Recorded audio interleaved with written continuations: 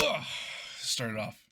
How's it going, folks? Welcome back to the Snap Academy. I'm Muse. That's Robert, the editor. He's trapped in the computer somewhere in London. Today, we're going through our Series 4 tier list. We're continuing our Series 5 from the last video. This is right before they do the patch, which drops everything down a series.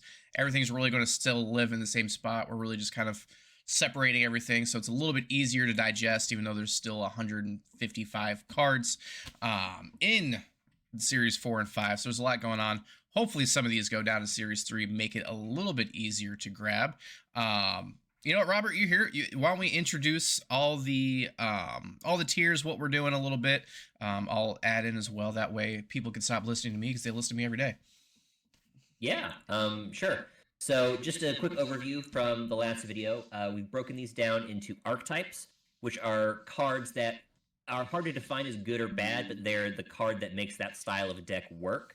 We've got general support, which are cards you can throw into just about any deck and they'll be useful. Specialized support, which are cards that are really useful for one or two types of decks, but otherwise are not ideal. Great tech is tech that you will probably play in any deck you have, depending on what the meta looks like. Niche tech is something that might be quite good in a specific scenario, but otherwise kind of ignore. Bangers are great cards. Mids are cards that are fine. Undercooked cards are cards that you can see what the idea behind them is, work as well as you want them to. And then why, though, is like, why did they make this card? It's yeah, I'm gonna move up bangers just so it like looks like we care about bangers a little bit more. Yeah, I mean, I would say bangers are like the cream of the crop cards, right? Archetypes are sort of that because they make new styles of decks, but bangers are the cards where you're like, hell yeah, that makes me want to play that deck. 100% love that. I mean, let's just kind of get to it. I'm gonna start randomly. Do you have a favorite card on the list? Like, do you have a favorite Series 4 card we can start off with? Yeah, for Series 4, I absolutely have a favorite. I'm biased because it's the only one that I've gotten so far, but I also think it's the one that works the best, and that's Zabu. Okay, hot take. I love Zabu, and I love it at my collection level because there's a lot of cards that are for cost that you get to play like one or two of before you throw in your finisher, and Zabu really enables a lot of extra shenanigans in that like early gameplay. Love that. Okay, so we're starting with a hot take. Yeah, so at low CL, I would say he almost is general support. Like, okay. Like the amount of 4-cost cards that become really good when you play Zabu turn 1 is really makes a lot of decks go. So you didn't play when Zabu first came out. Zabu broke the meta. 100% broke the meta. So Darkhawk was a 4-cost. Spider-Man was a 4-cost as well. And then like lock people out of lanes. So like what you would do is you would either double up and do like 2 Darkhawks, or you would do double Spider-Man on turn 5, so they couldn't play anywhere. And it just ruined people's phones because they would throw it across the room. It was terrible. And then they nerfed Zabu. Zabu got the leader treatment, took him out back and put him down. And then I don't mind the new update to Zabu. I think he's better than what people give him credit for sure. I like Zabu. Zabu used to be just a straight up banger. I mean, like, as somebody who never got to experience like an unnerfed Zabu, Zabu is still a really good card. He like as a great example, he's the only Series 4 that I've gotten so far, first one that I had enough tokens to buy. I was playing Doom 2099 without Zabu, and I was really stuck at about 54. Post Zabu, I'm now sitting in the 70s, and I think I can get to 80. I can definitely get to 80 next season. I'm like, can I get to it before season reset this evening? Like, the amount of go he gives that deck really helps. Like, it's noticeable when I don't draw him and when I do draw him. No, I agree. I love how we're spending so much time on Zabu. As a new player, I love Zabu, and I want to convince other new players to spend their tokens on him. He's really, really good. Hopefully, he becomes Series 3. We'll find out later. We'll have an update.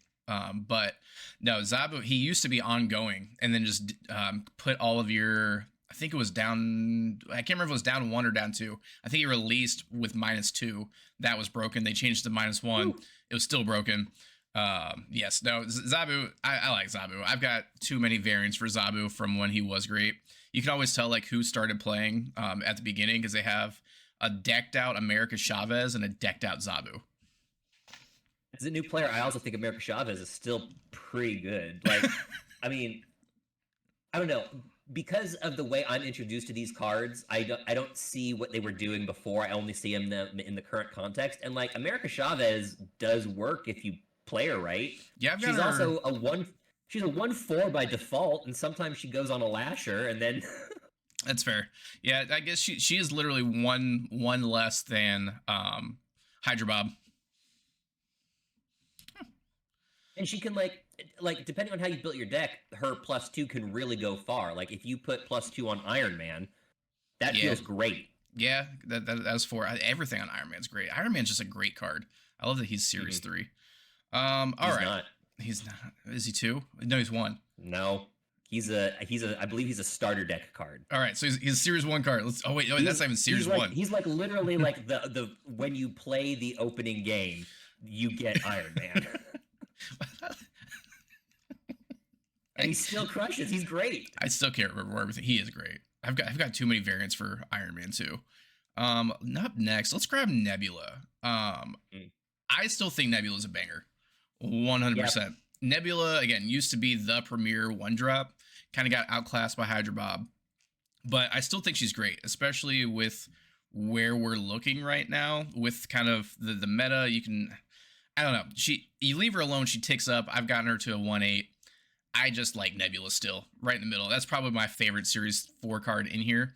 I didn't realize she was still that high. I mean, she was one of the first cards to come out. So I think Nebula is still a banger. Tell me I'm wrong. No, I think Nebula is very good.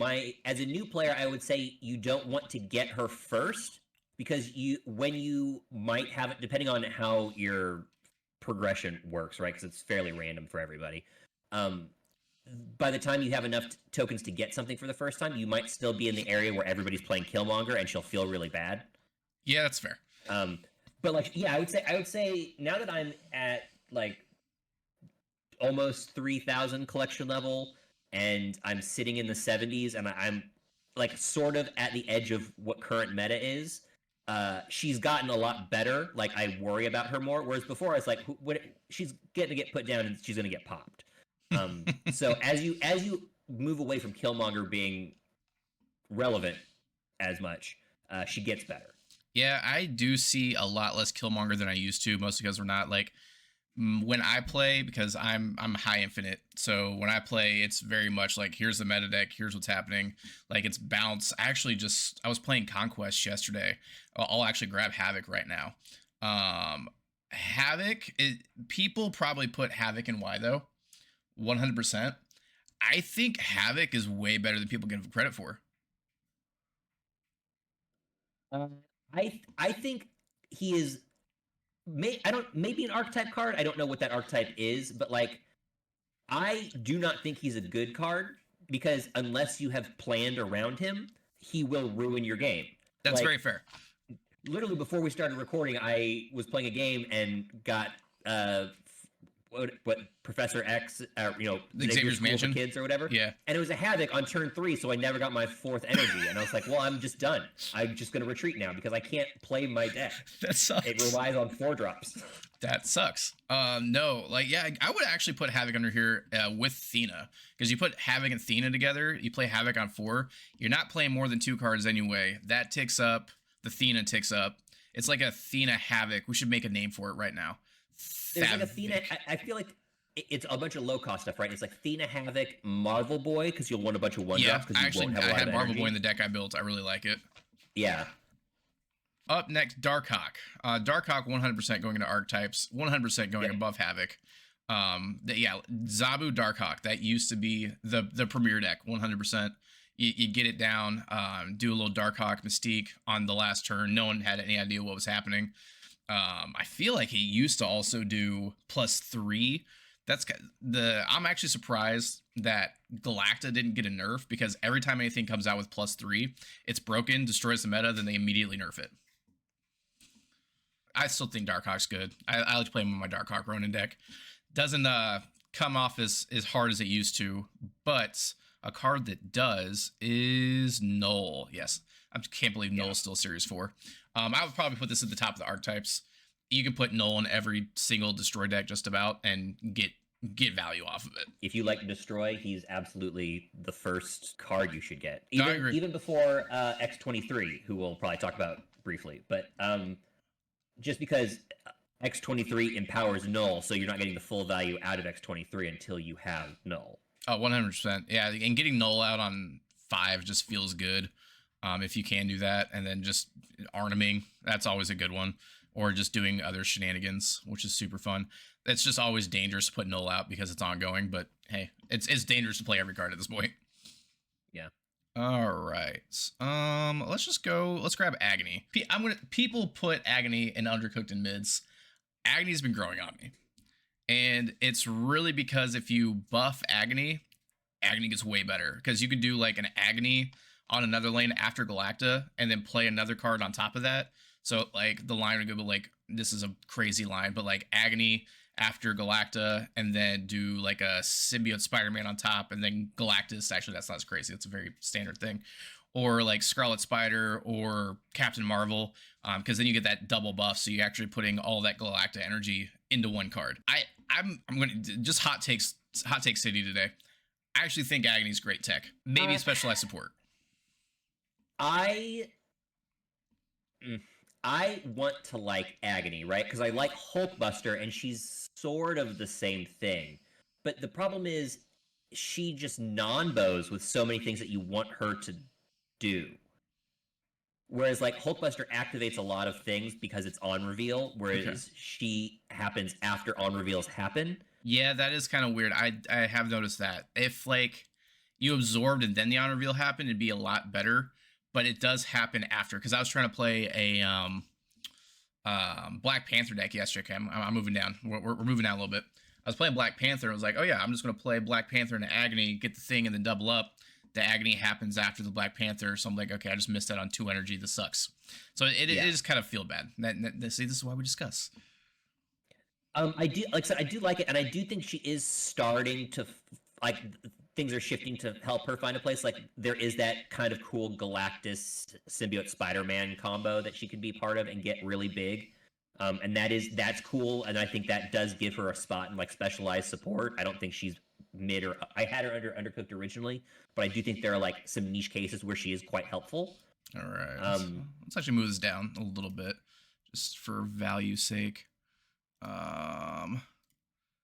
Probably above mid.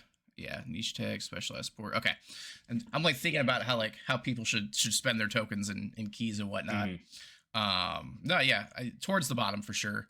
After talking about, like, I mean, I like her a lot. The fact that she was free helps a lot. If you like spending tokens on her, I do not recommend. But everybody who got her for free, she's fun to play around with, and I do think there's stuff that's coming, right? There's stuff that will work with her, hopefully. Yeah, hopefully. Speaking of free cards, let's add King Eitri, which for sure is going under niche tech.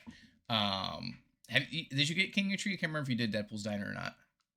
Yeah, I did get him. I haven't used him at all yet. I don't have anything. Like, I think I have Thor, but I don't have any other reason to play him to pull a 0-cost card out of my deck right now. I don't have, like, any of the negative stuff or anything like that. So. Yeah, you don't have Thanos either. Because it's right. a card that didn't start in your deck, so it's like Airsham Thanos stuff. All right. Beta Ray. We'll just stick with the Thor, and it's right there. I mean, this is an archetype card, because him and Thor go together. Like, you don't play one without the other. I almost want to put Havoc Thena over Beta Ray. Again, Havoc, people are going to hate me for Havoc. I don't know. Like, it's not a bad card. I like that the hammer got buffed. It's a fun deck to play. I'm just put it under bangers. That's what I had him under. I thought Beta Ray specifically was a banger. Like, I think the Thor archetype stuff, I think, is Thor, Jane Foster are the core of that, and Beta Ray is like a really good finisher. Yeah. But, like, Beta Ray is what, a 4/6, which is normal, plus you get a 0/3 in your deck, and if you get that 0/3 out, he becomes a 4/12. Like, yes, with no other buffing. Card. Yeah, that's a pretty good card. That's here's the deal. It's Ares though. Ares is coming out. It's you play War, then becomes a 4/12 too. I Yeah. would rather play Ares over Beta Ray just because it's easier. Interesting. Because if remind me if I'm wrong, because I only get to play Beta Ray every once in a while. Stormbreaker is double his power, right? Yeah, so if you buff him, he becomes stronger as well. So he's like Yeah. a Well, weaker, a weaker Black Panther. yeah, but like but he's good if you're playing like I don't know anything that has Odin or Wong in it. He's going to be way better than another 4-drop. That is true. Because you drop Stormbreaker on there and boom, boom. Now he's a 24, right? Yeah, that's a fun. I've sent you screenshots of just Beta Rays out of control. Right? Yeah, because like in a deck like that, you get a turn 4 Beta Ray, turn 5 Black Panther. You King Eitri out your Stormbreaker and you throw that down, and all of a sudden you've got 2 big ass dudes and 2 lanes, right? That's fair. I like Beta Ray. Yeah, I think Beta Ray is like what I wanted Thor to be when I first saw Thor. Yeah, he's number one in my heart for sure. I think he's in a good spot too. So if you like Thor, I would get Beta Ray, but not like, oh my god, you need to get this card. If that makes sense. Definitely get Nebula first if you're getting things out of the banger category because you have all the other stuff. Yeah. And then Dakin, something, whatever he's called. I'm minting him because it's funny. He's the same thing basically. You still need another card. You need to do something with that card. He doubles, but he just feels way less good than Beta Ray.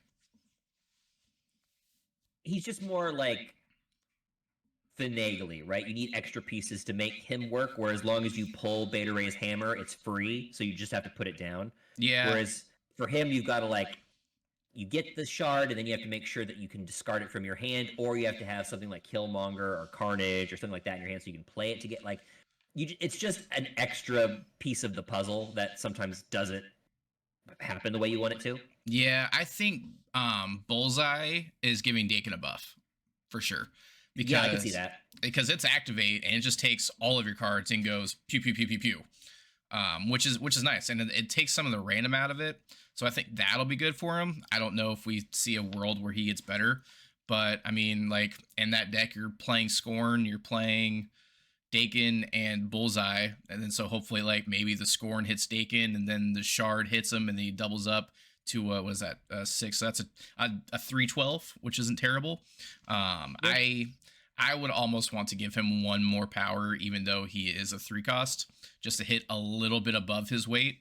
Not that this card needs any help, but he's I don't know, he's mid. Or actually, I almost put him under Undercooked. Yeah, I think Undercooked is fair.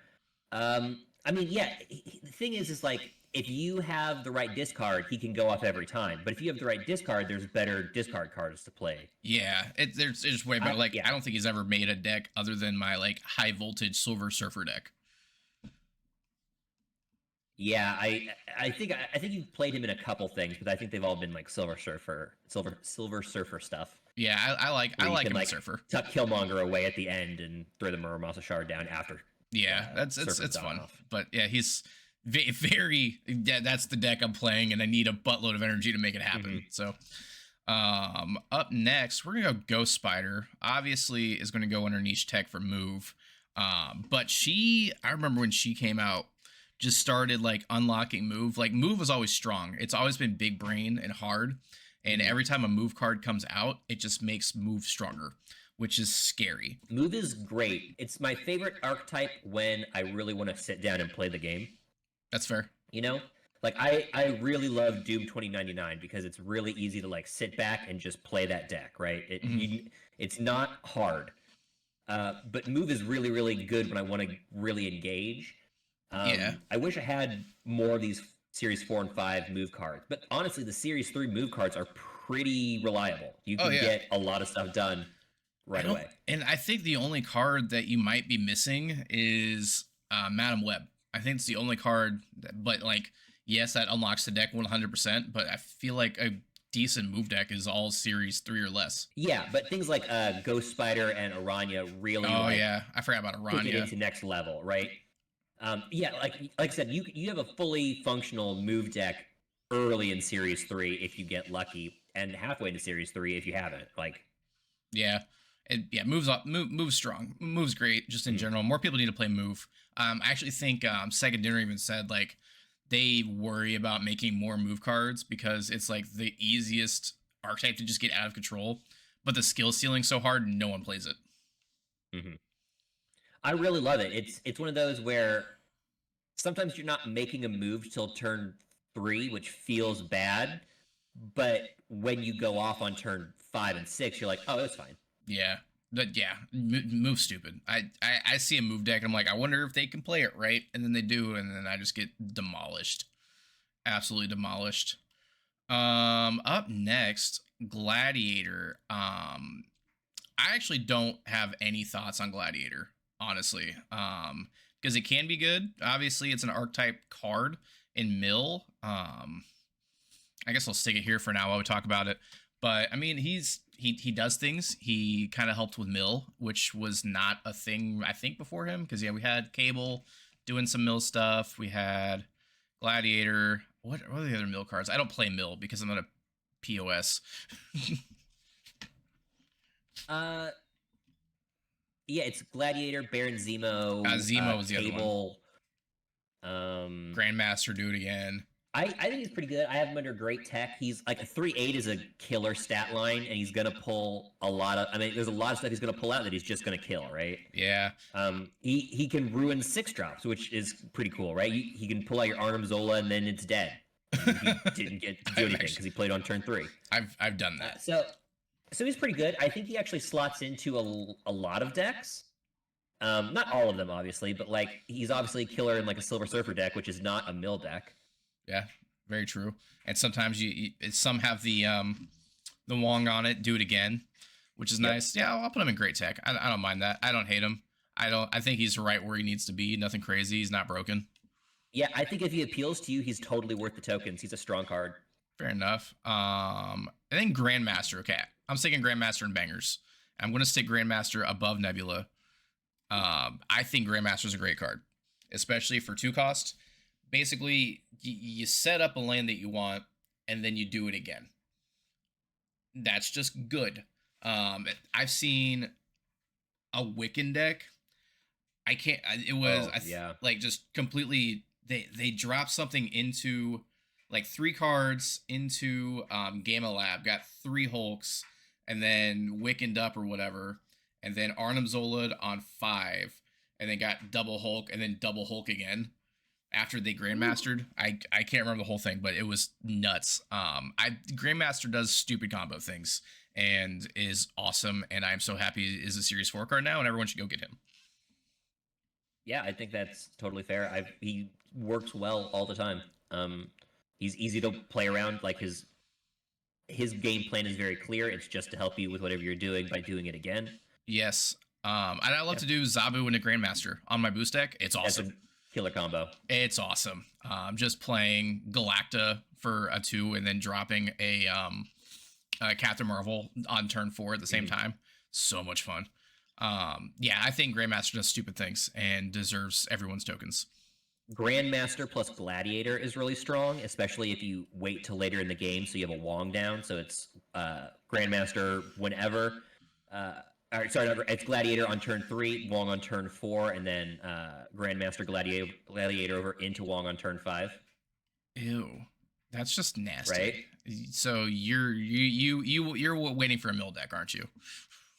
No, I think we talked about it in Series 5. Mill is not a winning game plan in this. Like you can you can win with it, but like it's not like if you mill them out you win like it is in almost every other card. Yeah, that's very true. So yeah, you just got to hope they don't get what they need, which has happened to me a couple times.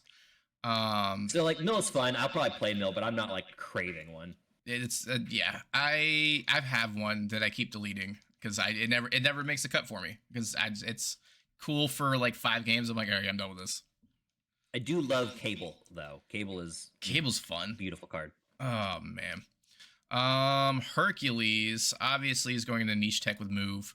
Another move card. I'm actually putting it at the very bottom because I was so excited when I got Hercules. I'm like, oh, we're gonna move things so many times, and I'm like, I'd rather play any other move card. I don't love Hercules. His ability, I guess you can work around, but that's not something I want to plan around. If you're playing move, you're already thinking about so many things, and then you have to like plan off this extra pinball motion, and some people can make it work, but usually Hercules doesn't do a whole lot, and I'd much rather just continue to use, Iron Fist and Heimdall and Cloak and all the things that really let me do what I want to. See, I got excited for Hercules because it came out of an X Mansion while I was playing a move deck. I'm like, oh my god, I'm so excited for this card. I need this card. Why do I not have this card in my move deck? And I got it, and I'm like, oh no, it was really just good because it came out of X Mansion for free. A few cards have done that to me. Yeah, it's not what you want your turn 3 to be. No, not at all. You'd rather do a whole lot of other things. Kind of like Hitmonkey. I like all the random segues that have just been kind of working out. I still put... Okay, so Hitmonkey used to be an archetype card because you're playing like Bounce, Hitmonkey, that kind of deal. I haven't seen Hitmonkey at all. This is, again, one of my favorite cards in the game that I don't really get to play around as much. I'm going to stick him here for now. But Hitmonkey's just fun. Just throwing out just a bajillion cards. I used to do like a Moon Girl Hitmonkey and then had a Sarah out on 5. I think it was like Sarah on 5. This is back when you could drop things below 0 too. Maybe it was Quinjet. I can't remember. Yeah, maybe it was Quinjet. And it dropped everything down to 0. So I had like 2 Hitmonkeys and then a bunch of 1-drops and would just flood the board and have like 2 20 power Hitmonkeys. It was awesome. I still think he's great. I think he'll make a comeback. He's gotten a few just nerfs, not directly to him, but to like, Quinjet not dropping things below 1.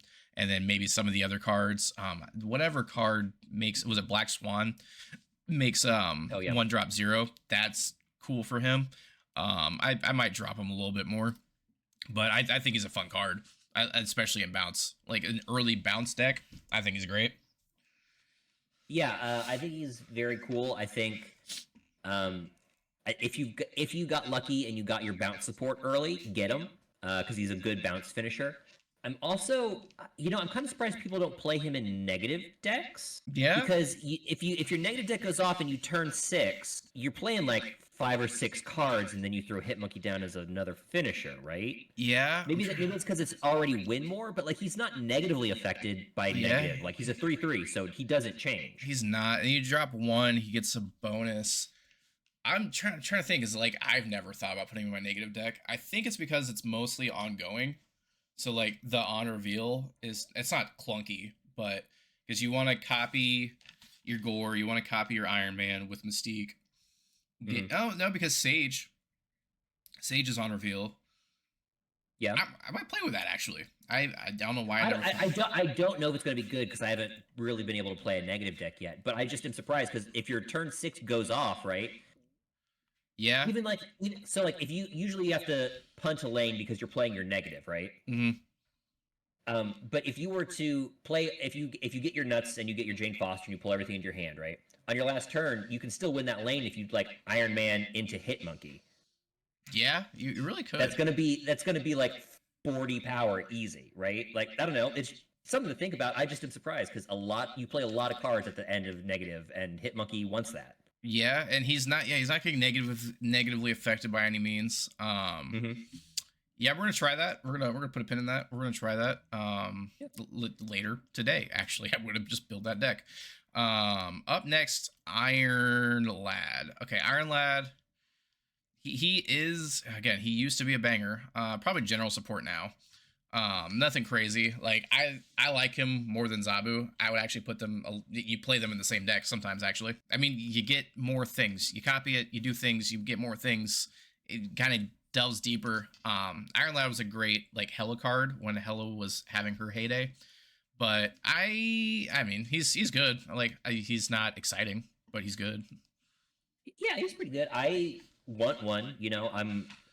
I don't have tokens for him, and there's a couple cards I want first, but like he's on my list. He makes whatever deck you put him in, like he's doing the deck thing, right? He's giving you another shot at something. Yeah, delving deeper. Yeah, not exciting, but he's doing things. Niche tech, I'm going with Lady Deathstrike. She comes around when there's meta stuff. Hey, baby. But I don't know, nothing real crazy after that. She destroys some small power things. She's a decent beat stick. Gets rid of dooms. She's a doom counter. That's it. Again, not exciting, but she does things. If you can consistently play her ahead of curve, she's pretty good because she can shut a lot of stuff down. Like if you can play her on turn 4 or something before people can like buff everything. But if you don't have a way to do that reliably, yeah, I probably wouldn't play her. Let's go Legion next. Legion 100% archetype. I think he's fun for sure. He gets lots of fun. I'll put him above Havoc too. Back when there's been so many just changes, which is good and bad, because for balance wise, I think that, you know, it's good to kind of keep the cards changing a little bit, find the value, and then keep the meta going, because it's that way you don't have to ban cards and people can, you know, they bought the card, they can still play it. But like the storm change, that sucked for Legion a lot. Yeah. I guess Legion could be an archetype. I wasn't thinking of him that way. He feels like a niche tech card, right? That's fair. He feels like part of the War Machine deck. Oh yeah. Or part of your Professor X lockdown deck. But he on his own, you're kind of like hoping that there's something negative that appears. That's fair. Yeah, he has a lot of hope. Lots of hopium when you're playing him. Especially. But if you have like a way to manipulate a space into something you want to copy, he does get quite good, right? Yeah. And he's good at destroying. He's still strong. Oh yeah, he's still good at destroying limbos. That's probably my favorite thing to do with him, is when people have a limbo and then I've got Legion in my hand, I just snap, because I'm like, you're not doing your thing. Yeah. He does like to shut down everybody. He's definitely a feel bad card when you're playing against him, but he's fun. Yeah, general tech, not great. If you do get him, you can build a couple decks, but I played Legion again like 5 times, kind of like Gladiator. Just played him a couple times. Like, all right, this is fun while it lasted. Now I want to go back to playing something else. Tribunal, however, I'm going to stick up here above Darkhawk, after Null, archetype cards. All right, Man Thing, definitely going under, probably niche tech as well. Like, again, I actually really think Man Thing is fun. I think Man Thing is a great card in general. I'm going to put him above Death Strike for sure. And just does fun things, especially to 4-drop. You put Zabu in there. It's just Zabu 4-drop. I think that's why like Zabu himself gets the hate, because like Zabu isn't great, but he just makes all the 4-drops better. Like, yeah, I mean, he's a 1/2. What do you want from him? Like, that's like complaining that there's so many 1-drops that are just 1/2s, and you still play them because they're good. I don't get Yondu's just a 1/2. Oh no, like I don't get it. 1-drops are great. Play 1-drops. That's fair. Yondu used to be like a 1/22 because it was literally like you play and then he just sniped Infinite. That's just what he did. And then I can't remember if he changed it or not, but then it was kill America Chavez, because that's just what he did. He was just you play Yondu, destroy America Chavez. So then he becomes like a 1 whatever, throw off everyone's game plan. But no, I agree. Man Thing, fun, great. I like him. Definitely putting him on the top of niche tech, which is, yeah, I guess that's really just niche specialized support, honestly. Because he goes in those negative style decks, not like Mr. Negative, but like afflict decks, which is super fun. Yeah, no, I like him. I think he's fun. Miek, however, I know we were talking, was it yesterday we were talking about Miek? I don't know, he like had his week and then just kind of fell off. I think like Miek can be cool, and like you said, he can become a 1/5, which is, you know, Hydra Bob, and you can move him around. So he's like a stronger whatever. I just think, although he's a 1-drop, so I guess taking that in, I'll move him up into, where is it? Knee specialized support. Yeah, specialized support. I was thinking about, I think he falls into the same trap that Speed falls into, and that he's actually, I think, a quite good card, but he's fairly boring. Yeah. 1/1 when you drop him, and so you're like, and then he slowly gets to be a 1/5 at the end of the game. Yeah. So like, you forget about him, and he's not the best card, especially because discard is crowded with great cards. But if you need like low end drops because you're just not drawing your shit right away, he's a great add-in because he's a solid 1-drop. He can move around. one of discard's bigger weaknesses is that like they don't have a lot of ways to get into things like Sanctum Sanctorum. So dropping him in at a 1/1 and then moving him over and then watching him get to a 1/3 or 1/4 is great. Sometimes that'll win you that lane. Yeah, and I don't play discard. I don't play a lot of decks. I'm starting to realize because I don't play a lot of discard. When I do, I'm playing kind of like the Score and Dracula dump style. I'm definitely going to be building like an Ajax, Afflict, Negative, Bullseye deck somehow. Honestly, you might drop him into your Scorn dump hand, right? Because you'll put him at turn 1, and then everything that's discarded is going to bump him up. Yeah, that is. I don't know what your curve looks like and things like that, right? He's not a one size fits all, but I think he fits into more game plans than people think. Yeah, he's better than you think he is. And it's weird because like I'm looking at this right now. I put Nebula under bangers. I have 0 agency over Nebula. Love her. All the agency over Miek. I hate it. Yeah, like I said, he's kind of a boring card, and Nebula has the advantage of like she's doing work even if she's not getting bigger. Yeah, because she's playing mind games. Her so awesome. Yeah. So whereas I think Miek is solidly mid for discard and not a good card anywhere else, but. Yeah, I'll leave him here. He can have his own little area right here, just because. Yeah, I mean, like I see it. Like I see the path. I see him getting it up to at least a 1/5. I love Hydra Bob. Hydra Bob's like a super banger for me right after Scream. He can stay. Like if you like this card, I would say maybe play around with him. Yeah. Up next, Mobius M. Mobius. I'm throwing him under niche tech for now. He really is just super niche. Anytime he's really like the week that a card comes out and Mobius can counter it, that's when you see Mobius. Other than that, you never see him. Ever. I see a lot right now.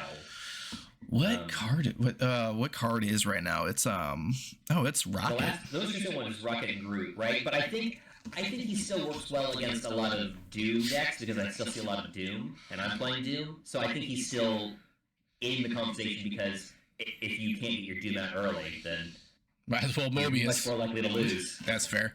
No, he's good against negative. Like when Gore was out, like I saw Mobius everywhere. Yeah. Just because you just saw so many negative decks. I see a lot of negative decks on Conquest.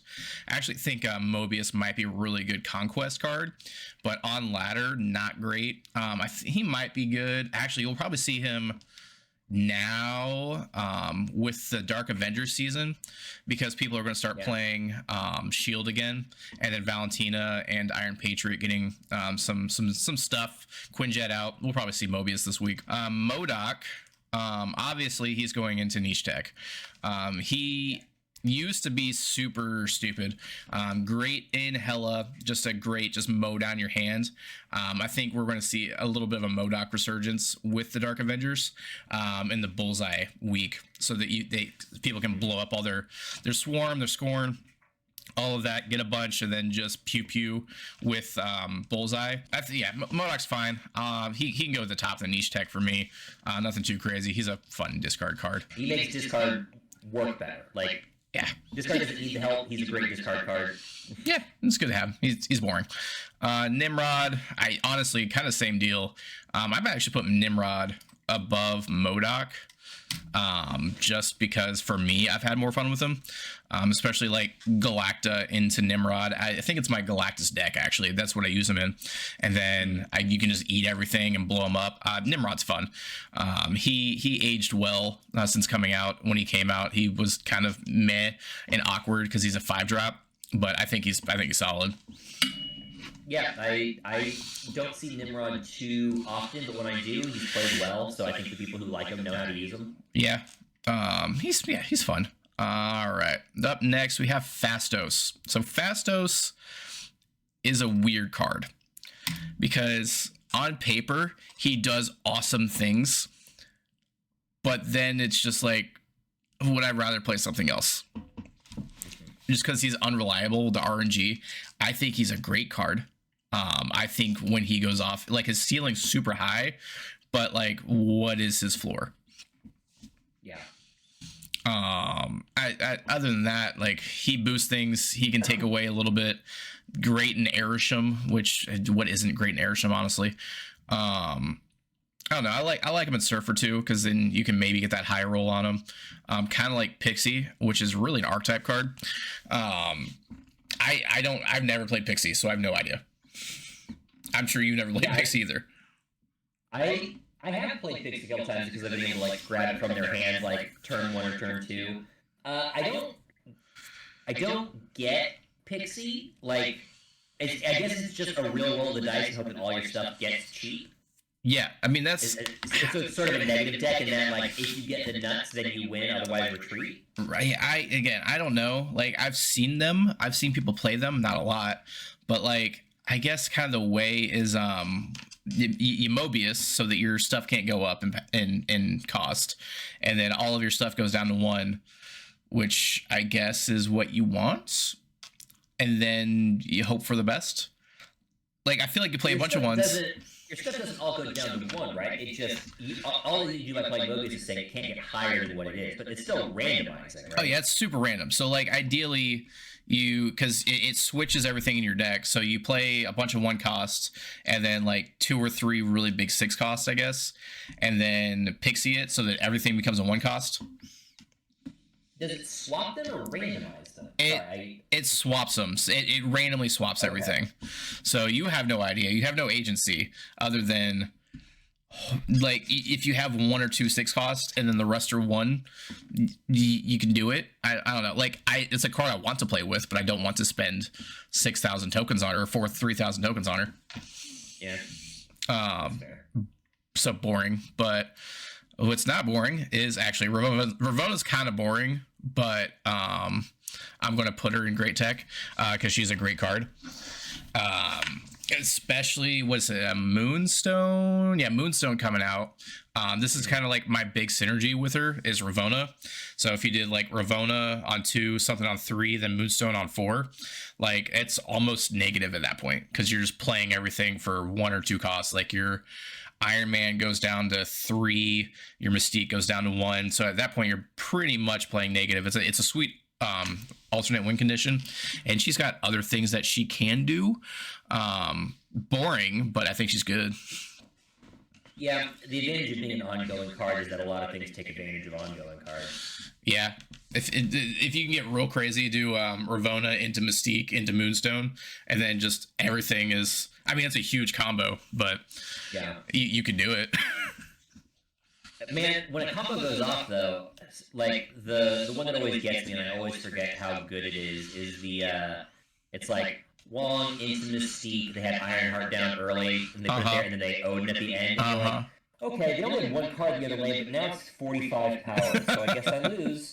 Yep, that always happens. And like it's one of those things where like it's so counterintuitive to play your Ironheart first, and like I'll see Ironheart come out with like no other cards on the board, and I'm like, why did you play the Ironheart?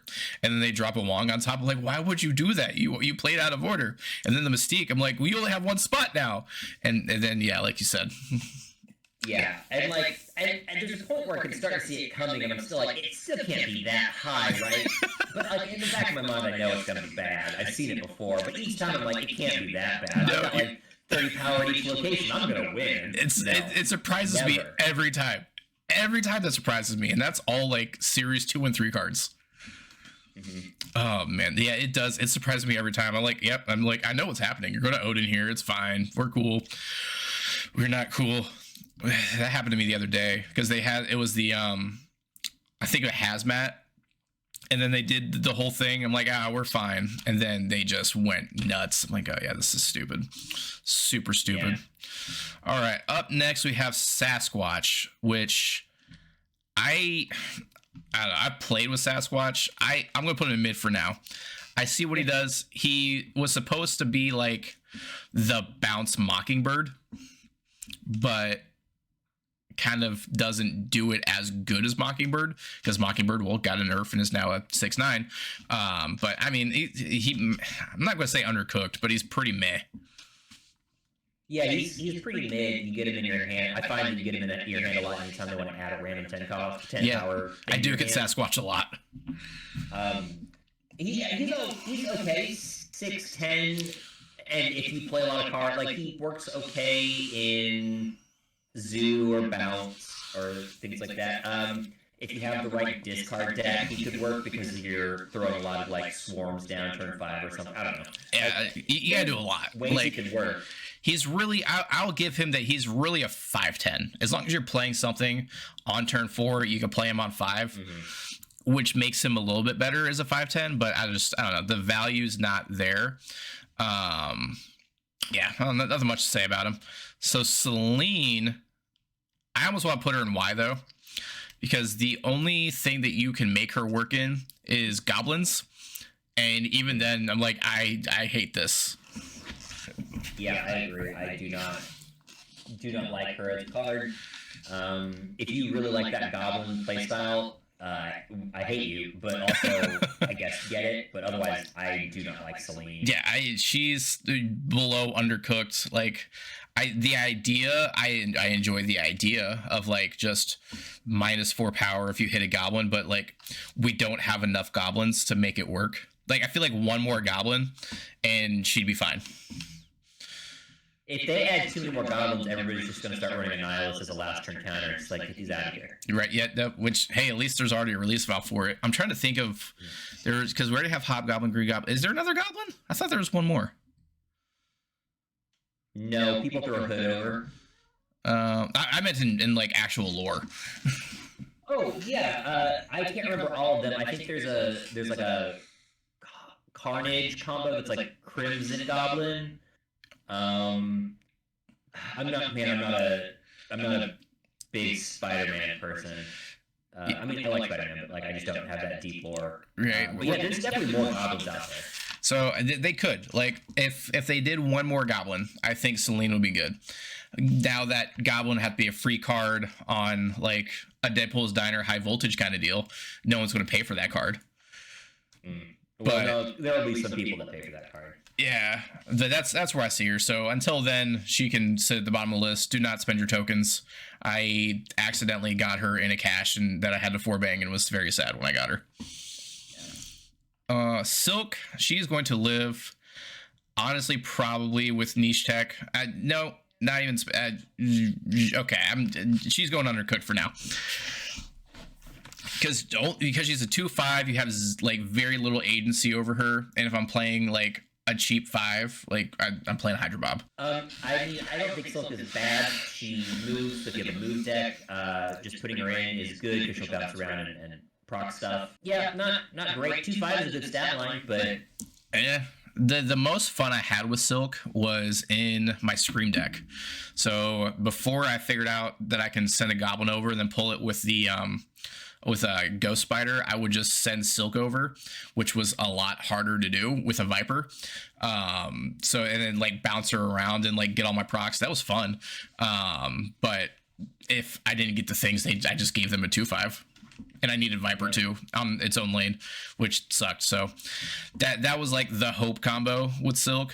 But now she's pretty trash. Kind of like, actually, I'm going to put Supergiant at the bottom, maybe above Selene. Because I can almost see why, like, if you Supergiant on 4 and then Mystique and then you get things, that's all I got. Like, I don't know why else you would play Supergiant. I don't like Supergiant. I guess she can disrupt some plans, but it's hard to know. Right? It's telegraphed too. Stat line is bad. Like 4/5 is not what you want to be playing. Yeah, I'm not sure. She yeah, Supergiant not great. Yeah, if they buffed her, she's like a 4/7, 4/8 playable. I think like would jump to niche tech for some people, but 4/5 is just not a great stat line. Yeah. General support. We're gonna throw some Spider Ham up here. When Spider Ham first came out, saw him everywhere. Spider everywhere. Just everything. I never see Spider Ham anymore, except for like. Actually, there's no except. I vaguely ever see him. I don't know. I feel like more people should play Spider Ham, but I don't know why it fell off. I really don't. I still see Spider-Ham from time to time. A lot of hand disrupt decks still like to play him, right? He's a good card. Yeah, I don't hate him. He's a good pickup. I think they'll probably drop him as well. He's been around since I think year 1. I think so. So I mean, he's fine. I'd wait until he gets to Series 3 before even thinking about him. He's good, but I mean, there's just so many other cards, like, you know, all the archetype cards, the banger cards, things that make your deck go. I think the problem with Spider-Ham is he doesn't make a deck go. Like with Zabu, he turns on 4-drops. Spider-Man, he just doesn't do anything other than the one thing. Yeah, he's more of trying to turn off your opponent's deck, right? Yeah. So a lot of people like dropping turn 1 and maybe they get lucky, but there is probably like a really skilled playstyle where if you, especially once you know what the meta is, right? Where when you look at what's played, what they're trying to do, you can probably play it very strategically. Yeah, but play him the turn before you know that card's going to drop. Yeah, he's probably quite a good conquest card. Oh yeah, right? I would say that. Deck 4 or 5 times, you probably start to learn when to throw it down, what to target. A great draft card too. Once, because I know they're making drafts, so I think Spider-Man I'll put him in a banger for draft decks. Like same thing with Valentina. Like Valentina is not a good card. Just in general, like I'd rather play other shield things to make cards, because like with Kate I can make 2, pop off my collector twice, get the 2 for Devil Dino. With Coulson you're just making more cards regularly. I don't play a lot of Nick Fury, but with Nick Fury you get 3 cards.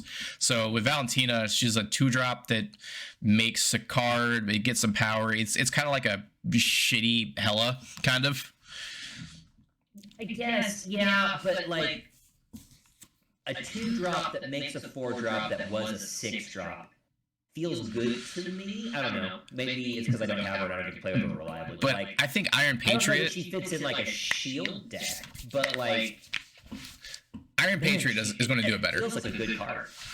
Yeah, I mean, Iron Patriot is going to do it better. Well, probably 100% probably. You know, that's good math. That's girl math. It's just he's going to give you a harsher penalty when it doesn't go off, right? Yeah, which I would honestly take, because the nice thing about Iron Patriot is you get the card first, and then once you get it, you can go, yeah, I want this to be 0, so I can play it for free, or you'd be like, nah, this card sucks. I can go play a different lane. So you get a little bit of agency over it too, which is nice. Yeah, Valentina, I've got her in my day 1 Iron Patriot deck just to kind of see, but I'm not excited to have her. And I think I actually cut her out of one deck already just for other things. I actually think I cut her for Frigga, just so I can do like Iron Patriot into Frigga, do it again, or like Collector into Frigga, and then that it pops the first Collector, they get another Collector, and then we just do stupid shield things. So, we're on to our last card, X23, which we already talked about, which goes into niche tech, but at the top of the list. And it's funny that, like, actually all of these cards except for, actually, what's special? This really goes under specialized support, which I'm going to put under here. Let me move a few of these things. I realized that I'm a jabroni. Whatever, these kind of go together, but X23 I would say is probably the top of that, like, archetype supporting card. I would say honestly the best archetype supporting card that's not like doing the thing, if that makes sense. So like with move, what's not doing the thing? You want, like, Craven, I guess, would be kind of the same. No, because you're not getting energy. X23 is just a great card. X23 is the ramp for destroy. Yeah. Right. She's very good at that, and there's a lot of cards that take advantage of you destroying her over and over again. Yeah, I don't think. Yeah, if you like destroy, like I said, after Null, she's the card you want to pick up because she'll make everything work more smoothly. Yeah, I'm trying to think. There's not a move ramp card. There's not a. There's Penny right now, which I have played around with, and the ramp every once in a while comes in handy. But usually I'm playing Spider to do something. Yeah, and let's see. Bounce ramp is Hope Summers, which is awesome. And then I'm trying to think of like all the archetypes. Doom 99, big stuff. That's really just Psylocke. I guess Psylocke's kind of like Zabu, yeah. It's the catch-all for those. Like, because after turn 4 you're only playing like one thing at a time, you have a lot of 4-drops in your deck. And if you hit Zabu turn 1 or 2, you get to play an extra 4-drop. It's a good bonus. Psylocke would also help, but I have found that Zabu hits everything you want to hit on turn 1, right? Yeah. That's the best when you have like a handful of everything but 4, and then Zabu on 1. It feels great. And then yeah, negative is the rampant negative, but I mean you're also playing Ravona and other cards. So yeah, I mean I feel like every archetype should have some kind of ramp card. Like Dino Shield is Quinjet. Yep. But yeah, X23 I think just does it the best. But that is all the Series 4 cards. There's a lot less Series 4 than there is Series 5. Yeah. A lot less. Which is why when we were talking about the Series drop, that's pretty exciting because Series 4 is what people have access to way sooner. Like 3,000 tokens versus 6,000 tokens means you get 2 Series 4 cards. Yeah. Versus a Series 5 card. And as we look at them, a bunch of great Series 4 cards that you should get. Like, yeah, no, I like a lot of these. Like a lot of these, I'm like, oh yeah, these are good cards. I play these cards. Like everything, or I would say 70% of like archetype bangers and general support I play, and then Ravona, and then X23 Spider. So yeah, it kind of trails off after mids. But yeah, everything up here, I mean that's a lot of good cards. I'm still surprised Nebula is still Series 4. Let us know what you think. Any closing thoughts from you? Basically, yeah, get Series 4 cards. They're really good. They're going to be your bread and butter, I think, for a lot of things. Get your Series 5 as you get cash keys, you know? Yeah, and pick the ones you like. Like, if you like Destroy, pick Destroy. Don't just get the flavor of the week. You don't have to get every card. You don't need to get every card. Get the ones that build you joy. Yeah, like, and Series 4 especially, I don't think there's, maybe Grandmaster is like a card everybody can get, but like Series 4 is really about cards that are like increasing what you're already enjoying playing. So if you are a discard player, get the discard cards. If you are a destroy player, get the destroy cards, right? They're all pretty good. Yeah, I agree. Buy Grandmaster and then get what makes you happy. Yeah. All right, and until next time, happy snapping.